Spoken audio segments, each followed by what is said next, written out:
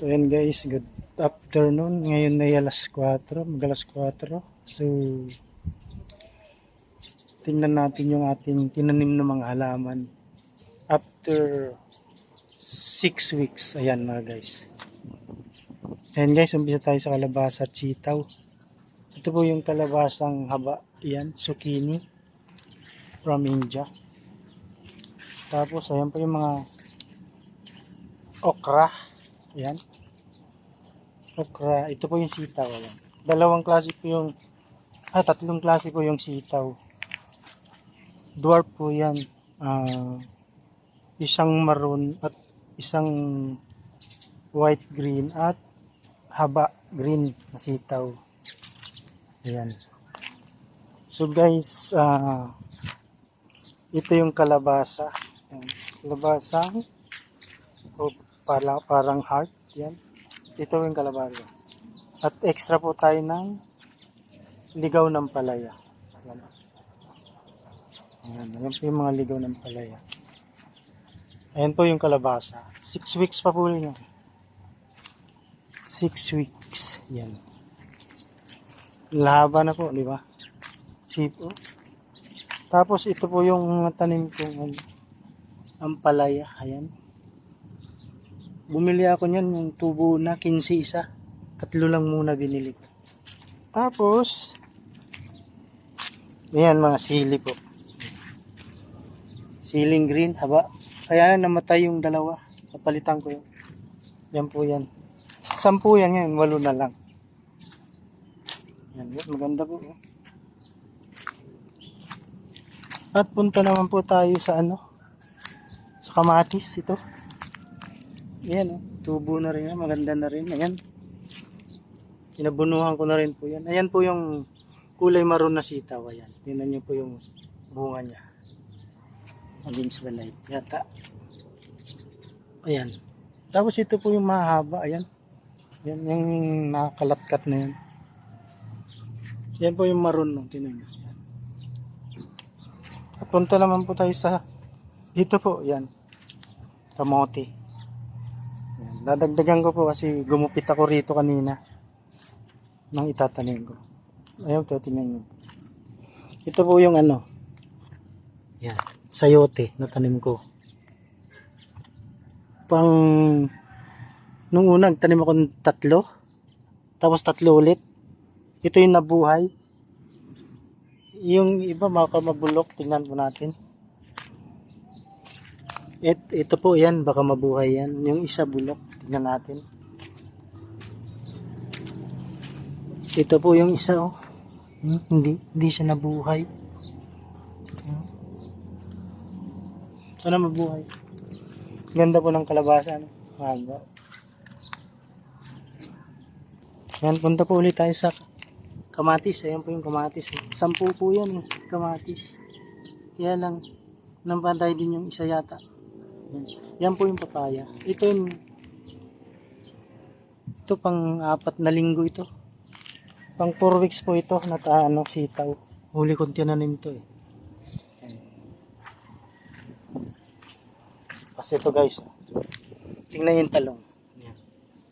2 weeks pa po lang yan, talong na yan. Ang 2 weeks. Ayan. Ayan. Ginambulan ko kaninang maga. Ayan, lambol. Ayan. Lambol lang pong buhay niyan. Yung pong talong 20 na puno. Ang ganda na yan. Ito po ako natira yan. Sa bahay na to. Tingnan niyo po ito, ang taba. Yan, mataba po ito. Saka ito. Saka yun. So guys, samahan niyo ako maggambol. So yan guys, samahan niyo ako maggambol. Gagambulan natin yung mga puno. Tapos mamaya pagdating ng 5, magdilig tayo guys. So yan guys, gambol tayo.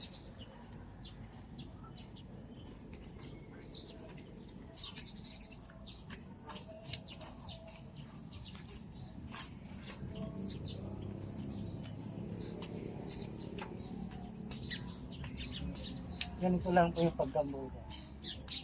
Gambol lang. Yan. Yan.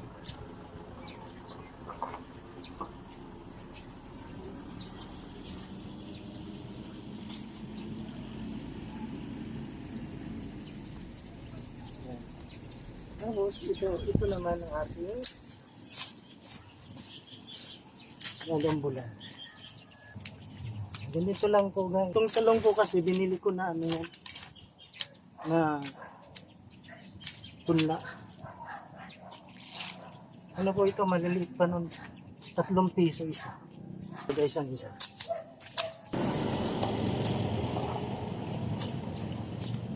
Para gumanda po ang tanim, kailangan din niya ng i-rumble yung kanyang lupa.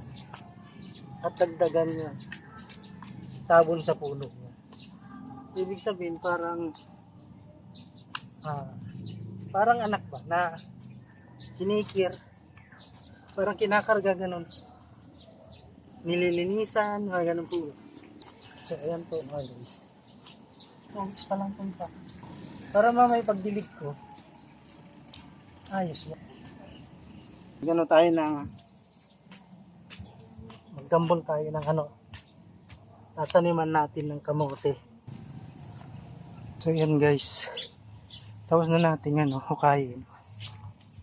Ipunin naman natin pagit ng gano'n. Yan. Ganyan naman siya. Hati natin sa gitna ganyan. Diyan natin itatanim yung kamote. So ayan guys, tapos na. Tapos nang so kunin natin yung yan yung itatanim natin dun. So ayan guys, ganito ang pagtanim ng kamote. Yan, ganyan po. Yan. Ganyan lang siya. Para kung maglaman yan, dire-diretso. Ganyan lang siya.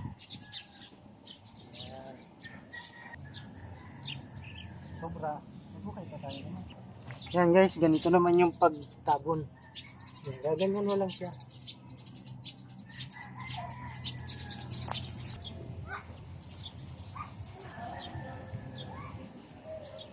So yan guys, tapos na. Yan. Ayun yung extension niya, bago. Sumubra eh. So ngayon guys, dilig naman tayo guys. Yan na guys, yung pandilig natin. Ready na. Guys, kuha natin.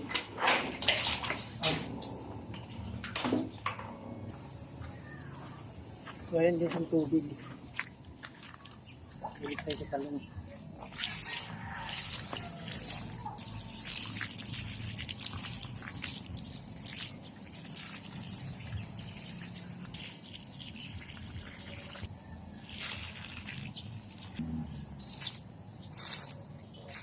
Kasi guys, nung tinanim ko yung talong, 3 pa lang yung dahon niya. Ngayon ay 5 na.